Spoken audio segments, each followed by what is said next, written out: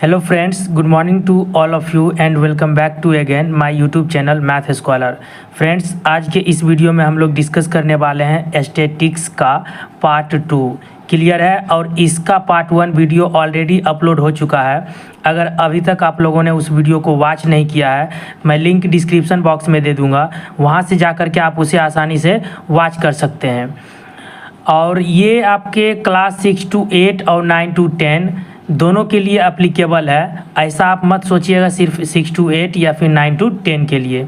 और ये वीडियो बहुत ही मज़ेदार होने वाला है, सो आपसे रिक्वेस्ट है आप इस वीडियो को एंड तक ज़रूर देखें। चलिए हम लोग इस वीडियो को शुरू करते हैं।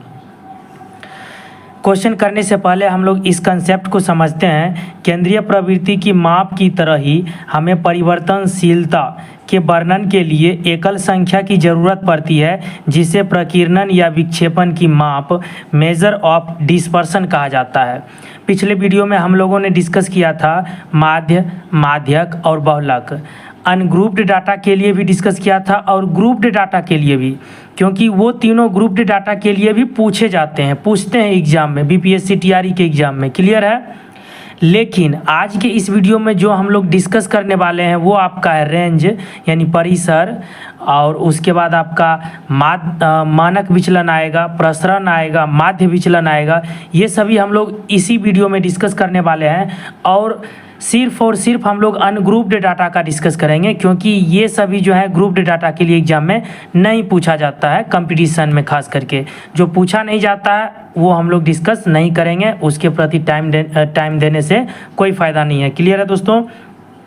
जैसे कि आप लोग जानते हैं कि जो केंद्रीय प्रवृत्ति के कितने माप थे? 3 माप थे। कौन कौन थे? माध्य, माध्यक और बहुलक। उसी प्रकार से जो है प्रकीर्णन के निम्नलिखित 3 माप हैं। कौन कौन है? पहला है परिसर, दूसरा है चतुर्थक विचलन जिसको हम लोग बोलते हैं क्वार्टाइल डेविएशन, तीसरा है माध्य विचलन और चौथा है मानक विचलन। ये है आपका प्रकीर्णन के माप। कितने हैं? 4 हैं। लेकिन इन तीनों में जो है, इन चारों में हम लोग सीखेंगे परिसर, माध्य विचलन, मानक विचलन और प्रसरण, लेकिन ये हम लोग नहीं सीखेंगे। ठीक है? चतुर्थक विचलन, क्योंकि ये डिस्कस भी नहीं किया गया है आपके बुक्स में और ये एग्जाम में आएगा भी नहीं। लेकिन अगर आपसे पूछा जाए प्रकीर्णन के कितने माप हैं तो आप 4 बताइएगा आंसर में, परिसर, चतुर्थक विचलन, माध्य विचलन और मानक विचलन। क्लियर है फ्रेंड्स? चलिए हम लोग क्वेश्चन डिस्कस करते हैं। ये कंसेप्ट ऐसा है दोस्तों कि बहुत सारे स्टूडेंट को कन्फ्यूजन होता है माध्यक विचलन कैलकुलेट करने में, मानक विचलन कैलकुलेट करने में। लेकिन आज इस वीडियो को देखने के बाद आप खुद बोलिएगा, आपसे कभी भी क्वेश्चन गलती नहीं होगा। क्लियर है? देखिए, सबसे पहला क्वेश्चन हम लोग देखते हैं। निम्नलिखित आंकड़ों का परिसर ज्ञात कीजिए। 30, 91, 0, 64, 42, 80, 30, 5, 117 और 71। देखिए दोस्तों, हम लोग जानते हैं कि परिसर यानी रेंज बराबर होता है maximum value minus minimum value, यानी कि अधिकतम मान घटा न्यूनतम मान। तो इसमें हम लोग क्या करेंगे, सबसे अधिकतम अगर वैल्यू देखा जाए इसमें तो वो है आपका 117। क्लियर है? और सबसे न्यूनतम वैल्यू देखा जाए दोस्तों तो वो है आपका 0। माइनस कर दीजिएगा तो ये आ जाएगा 117, और यही आपके दिए गए डेटा के क्या हो गए? रेंज हो गए। Option B is the right answer. Clear है? था ये बहुत आसान क्वेश्चन। चलिए हम लोग अगला क्वेश्चन देखते हैं। अगला क्वेश्चन भी वैसा ही है फ्रेंड्स। दिए गए आंकड़ों का परिसर ज्ञात कीजिए। 35, 36, 46, 48, 50, 53, 53, 58, 60, 57 और 52। तो वही हम लोग करेंगे दोस्तों, maximum value minus minimum value. Maximum value की अगर इसमें हम बात करें तो वो है आपका 60। मिनिमम वैल्यू की बात करें दोस्तों तो वो कितना है? 46। क्लियर है? माइनस कर दीजिएगा तो आपको मिलेगा 14, और यही इसका रेंज हो गया। आई होप आपको अगर रेंज कभी भी क्वेश्चन में आ जाए तो आप उसे गलत नहीं कीजिएगा, एग्जाम में सही करके आइएगा। चलिए हम लोग आगे बढ़ते हैं। अगला क्वेश्चन है फ्रेंड्स, निम्नलिखित आंकड़ों के लिए माध्य के सापेक्ष माध्य विचलन ज्ञात कीजिए। ठीक है दोस्तों, आप वीडियो को 5-6 क्वेश्चन ही आपको हम कराने वाले हैं इस वीडियो में, छोटा ही वीडियो होने वाला है, इसलिए आप वीडियो को पूरा वॉच करें और समझें कि इस प्रकार हम लोग कैलकुलेट करते हैं। माध्य विचलन ज्ञात करना है माध्य के सापेक्ष। क्लियर है? तो देखिए, पहले आप कंसेप्ट समझिए, उसके बाद हम आपको फॉर्मूला भी बता देंगे।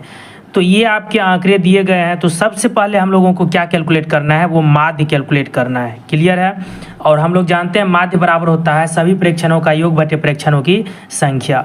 तो जोड़ते हैं सबको, 12 8 हो गया 20, 20 4 हो गया 24, 24 3 27, 27 10 37, 37 2 हो गया 39, 39 10 49, 49 10 हो गया आपका 59, 59 और 7 कितना हो गया 66, 66 और 6 कितना हो गया 72, और डिवाइडेड बाय कर क्या करेंगे 4 4 8, 8 से भाग कर देंगे। यही होता है दोस्तों माध्य बराबर सभी प्रेक्षणों का योग बटे प्रेक्षणों की संख्या। ये अनग्रुप्ड डाटा है, ये सारे हम चीज़ डिस्कस कर चुके हैं पार्ट 1 में, आप ज़रूर उस वीडियो को देख लीजिएगा। ये आ गया 9। क्लियर है। अब आपको क्या करना है, ध्यान से सुनिए। ये सभी आपका x है और ये हो गया आपका, ये सभी xi है और ये हो गया माध्य हो गया। सबका डिफरेंस निकालते हैं। 6 - 9 निकालेंगे तो क्या होगा -3। क्लियर है। 7 - 9 निकालेंगे तो क्या होगा -2, 10 - 9 1। उसी तरीके से निकालते जाइए 3, यहाँ हो जाएगा 4 और यहाँ हो जाएगा -5, यहाँ हो जाएगा -1 और यहाँ हो जाएगा 3। क्लियर है। ये सभी डिफरेंस निकला। लेकिन फ्रेंड्स इसका हमें क्या करना है, एब्सोल्यूट वैल्यू लेना है। एब्सोल्यूट वैल्यू सबका लीजिएगा तो इसका एब्सोल्यूट वैल्यू 3 हो जाएगा, इसका कितना होगा 2, प्लस वाला का तो प्लस ही रह जाएगा 3 4 5 1 और 3। समझ में आया आपको क्या किया हम। अब इन सब का हमें सम कैलकुलेट करना है। क्या कैलकुलेट करना है, सम कैलकुलेट करना है। ठीक है। तो देखिए 3 1 4, 5 4 9, 9 4 13, 13 3 16, 16 1 17, 17 3 20, 20 2 कितना हो गया फ्रेंड्स 22। क्लियर है। अब हमें चाहिए माध्य विचलन। तो माध्य विचलन जो होगा यानी कि मीन डेविएशन, कितना आ गया इसका सम 22 divided by number of terms कितने हैं 1 2 3 4 5 6 7 8, 8 से डिवाइड कर दीजिए तो 11 बटे कितना आ गया, दिख रहा है दोस्तों आपको 11 बटे 4 आ गया, यानी कि 2.75 इसका क्या हो गया, माध्य विचलन हो गया माध्य के सापेक्ष, यानी option C is the right answer. Clear है। एक बार फिर से रिपीट करते हैं कि हम किए हैं क्या इसमें। जब भी माध्य विचलन पूछेगा, देखिए यहाँ माध्य के सापेक्ष है इसीलिए हम माध्य कैलकुलेट किए, ये बात आप ध्यान रखिएगा क्योंकि माध्यक के सापेक्ष भी आपको हम बताने वाले हैं। तो माध्य के सापेक्ष माध्य विचलन कैलकुलेट करने के लिए सबसे पहले दिए गए आंकड़े का माध्य हमने कैलकुलेट कर लिया, सभी प्रेक्षणों का योग बटे प्रेक्षणों की संख्या, सबको हमने जोड़ दिया और जितने नंबर थे डिवाइड कर दिया, 9 आया। अब क्या करना होगा, जितने भी आंकड़े दिए गए हैं सब में क्या करना है, 9 को माइनस कर देना है, यानी कि डिफरेंस निकालना है।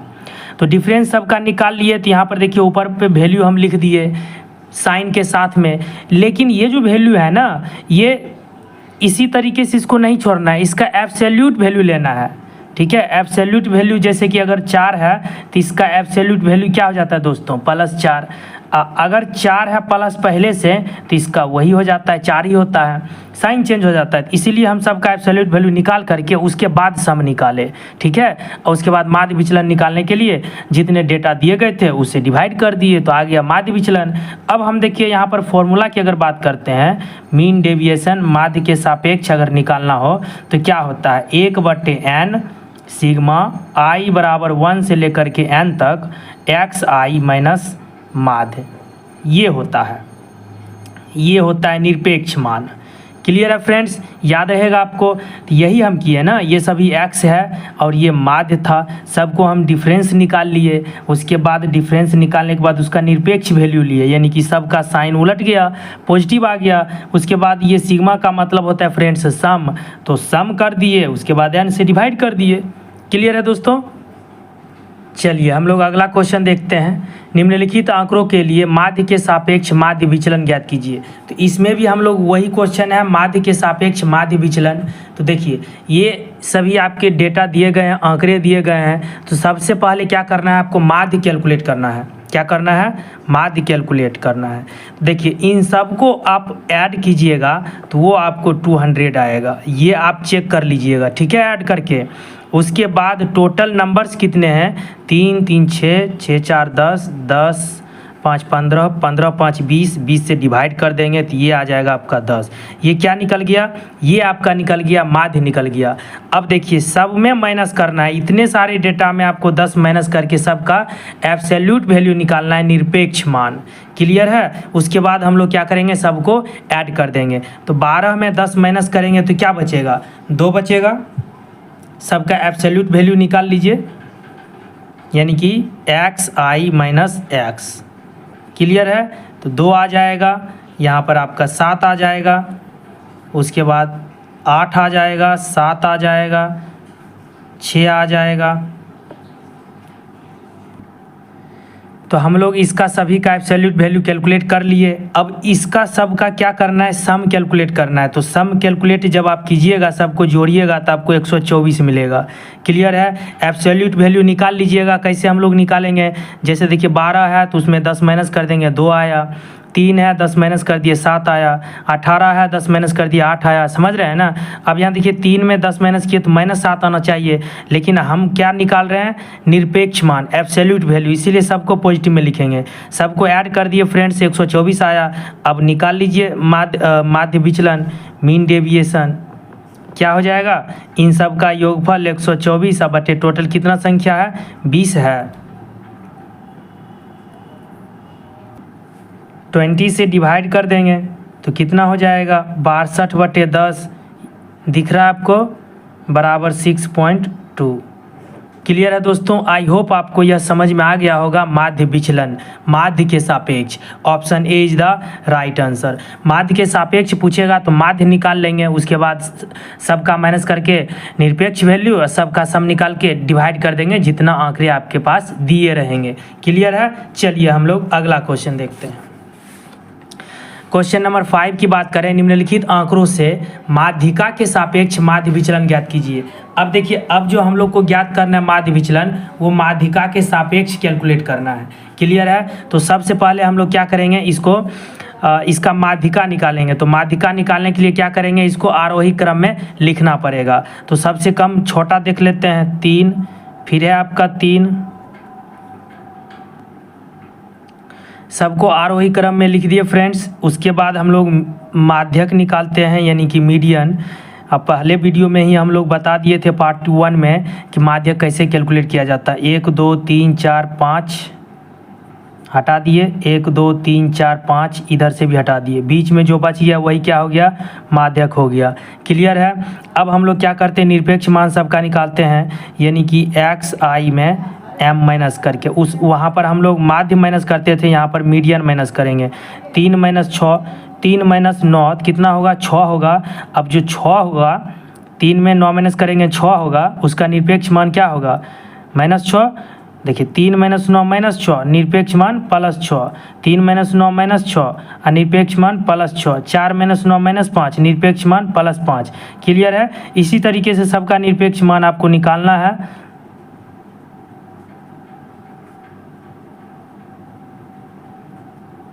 क्लियर है फ्रेंड्स? निकालिए निरपेक्ष मान। अब हमें चाहिए मानक विचलन, तो निकालिए मानक विचलन, मीन डेविएशन। क्या कर देंगे, इन सब का सम निकालना है। इन सब का सम निकालिएगा तो आपको 58 मिलेगा। और टोटल कितने डेटा हैं, 1 2 3 4 5 6 7 8 9 10 11, 11 से भाग कर देते हैं, ये आ जाएगा आपका 5.27। क्लियर है? Option A is the right answer. वही फॉर्मूला यहाँ भी होगा दोस्तों। इसका फॉर्मूला क्या होगा, 1/n सिग्मा i बराबर 1 से n तक x माइनस m, इसका निरपेक्ष वैल्यू। ठीक है? ये हो गया आपका मीन डेविएशन फ्रॉम माध्यक, माध्यक के सापेक्ष मानक विचलन। ठीक है दोस्तों? अगर आपको कहीं भी दिक्कत हो आप हमें कमेंट जरूर कीजिएगा, हम आपकी प्रॉब्लम को सॉल्व करने की कोशिश करेंगे। चलिए अगला क्वेश्चन देखते हैं। इस वीडियो का लास्ट क्वेश्चन फ्रेंड्स, हम लोगों ने रेंज देख लिया, मानक विचलन देख लिया, माध्य के सापेक्ष, माध्यिका के सापेक्ष। अब 2 पॉइंट्स आखिरी बचे हुए हैं आपके, एक प्रसरण और मानक विचलन। ठीक है? चलिए निम्नलिखित आंकड़ों के लिए प्रसरण तथा मानक विचलन ज्ञात कीजिए। ये आपके आंकड़े दिए गए हैं, इसका प्रसरण ज्ञात करना है, उसके बाद मानक विचलन। सबसे पहले हम लोग समझते हैं प्रसरण, ठीक है। तो प्रसरण और मानक विचलन ज्ञात करने के लिए आपको वही कैलकुलेट करना पड़ेगा, सबसे पहले माध्य। तो माध्य कैलकुलेट करेंगे, कैसे करेंगे, तो सबको जोड़ करके 4 4 8 2 10 संख्या है, 10 से डिवाइड कर देंगे। सबको जोड़ दीजिएगा दोस्तों, तो ये आपको 150 आएगा और 10 से डिवाइड कर दीजिए। कितना आ गया माध्य फ्रेंड्स? 15 आ गया। क्लियर है। अब क्या करना पड़ेगा, अभी तक हम लोग क्या कर रहे थे, इसको डिफरेंस निकाल के निरपेक्ष मान निकालते थे, सम करते थे। लेकिन अब जो हम लोग करेंगे, डिफरेंस निकाल के डायरेक्ट सम करते थे, लेकिन अब हम लोग क्या करेंगे, डिफरेंस निकाल के स्क्वायर करेंगे उसका। 6 - 15 कितना होगा फ्रेंड्स? 9 होगा। अब 9 का स्क्वायर कितना होगा? 81। क्लियर है। 8 - 15 कितना होगा? 7। 7 का स्क्वायर कितना होगा? 49। देखिए 8 - 15 -7 आ रहा है, लेकिन -7 का स्क्वायर करेंगे तो +49 आएगा। उसी तरीके से यहाँ -9 का स्क्वायर करेंगे तो +81 आएगा। तो इसमें क्या होगा, माइनस आए या प्लस आए कोई फ़र्क नहीं पड़ता, आप स्क्वायर कीजिएगा तो सबका प्लस वैल्यू ही आएगा। ये हो जाएगा आपका 25। फिर से इसको कीजिएगा तो 3 तिया हो जाएगा 9, ये हो जाएगा 1। 16 - 15 1, 1 का स्क्वायर 1। 18 - 15 3, 3 का स्क्वायर 9। 20 - 15 5, 5 का स्क्वायर 25। 22 - 15 7, 7 का स्क्वायर 49। दिख रहा है दोस्तों। 24 - 15 कितना हो जाएगा? 15 5 20 4 24, 9, 9 का स्क्वायर 81। तो इसमें आपको अंतर पता चल रहा है कि क्या चीज़ का अंतर है। उसमें हम लोग स्क्वायर नहीं कर रहे थे, सिर्फ निरपेक्ष मान निकाल, हाँ माइनस तो कर रहे थे, माइनस कर रहे थे, बस उतना तक ही छोड़ दे रहे थे। उसके बाद एब्सोल्यूट वैल्यू निकाल के सबको जोड़ते थे। लेकिन यहाँ पे माइनस निकालने के बाद छोड़ना नहीं है, उन सब का स्क्वायर कर देंगे। माइनस कर दिया, उसके बाद स्क्वायर कर दिया। अब इस सब का योगफल निकालना है। सबको देखिए प्लस कर दिए, सबका सम निकालना है। तो सबका सम निकालिएगा तो आपको कितना मिलेगा दोस्तों? 330 मिलेगा। सबको आप जोड़ करके देख लीजिएगा, 330 मिल जाएगा आपको। अब नंबर 1 में हम लोग निकालते हैं प्रसरण। प्रसरण क्लियर है। प्रसरण को हम लोग सिग्मा स्क्वायर से डिनोट करते हैं, सिग्मा स्क्वायर से, ठीक है। तो ये देखिए क्या हो जाएगा, सबका सम कितना आया? 330। और n का मान कितना था? डेटा 10, 10 से भाग दे दीजिए। तो प्रसरण का वैल्यू कितना आ गया दोस्तों? 33। क्लियर है। अब हमें चाहिए मानक विचलन। तो दूसरा नंबर पे मानक विचलन कैलकुलेट करते हैं हम लोग। तो मानक विचलन क्या होता है, उसको हम लोग सिग्मा से डिनोट करते हैं। मानक विचलन आप तभी निकाल पाइएगा जब आपको प्रसरण पता होगा, ठीक है। प्रसरण जितना निकलेगा, मानक विचलन क्या होता है, उसी का रूट अंडर आ जाता है वैल्यू, रूट अंडर 33। इसको सॉल्व कीजिएगा तो 5.74 आएगा। क्लियर है फ्रेंड्स। अब हम आपको क्या करते हैं, फॉर्मूला लिख देते हैं। प्रसरण का क्या फॉर्मूला होता है और मानक विचलन का क्या फॉर्मूला होता है। आई होप आपको यह समझ में आया होगा, प्रसरण और मानक विचलन का। तो देखिए हम यहाँ पर प्रसरण का फॉर्मूला लिख देते हैं।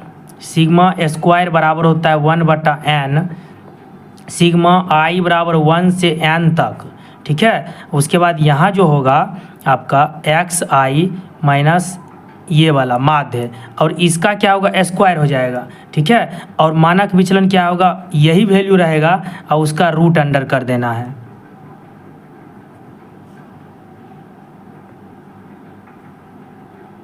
ये रूट अंडर, ठीक है दोस्तों। तो इस वीडियो में इतना ही दोस्तों। आपको वीडियो कैसी लगी आप हमें कमेंट ज़रूर करें, अपना फीडबैक दें, और ये भी कमेंट करें कि अब आपको किस टॉपिक पर वीडियो चाहिए नेक्स्ट पार्ट में।